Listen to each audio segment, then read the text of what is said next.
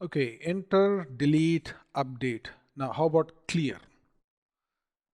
This option is simple, right? When the user enters clear, all we have to do is use the clear function.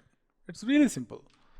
So let's start all over, exit the program.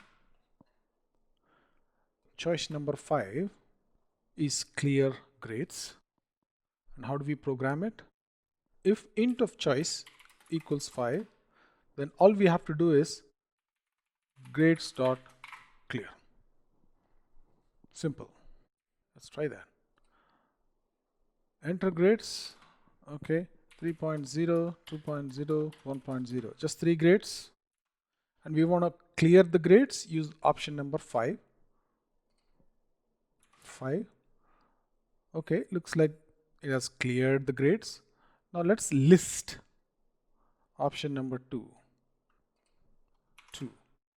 See, nothing is there because the entire list has been cleared.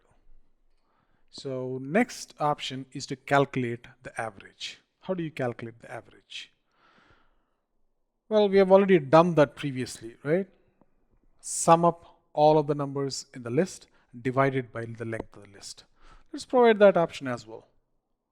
Which options shall we say? Say 7. It doesn't look good because the end one should be an exit, but that's fine. Calculate average. Okay. Calculate average. And over here, if int of 7, then we have to calculate the average, right? Average is, you have to first sum the numbers in the list. So sum equals 0.0, which means it's a floating point. And then for grade in grades, sum equal to grade plus sum or sum plus grade, right? And once that loop is done, average equals sum divided by length of grades.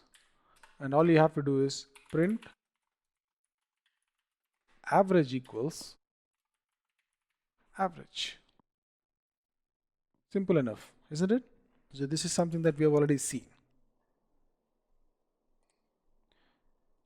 Let's exit this program. Okay, let's start all over. Enter the grades. 1. Let's enter just 1.0, 2.0, 3.0, 4.0, right? 4 grades. The average of this should be somewhere around 2, I think.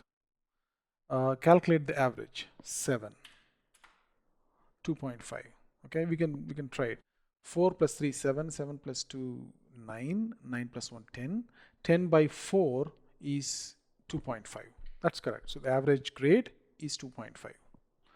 Right? See, we have completed 100 lines without realizing it. That's good. Now let's move on to the next section, which is mixed data types.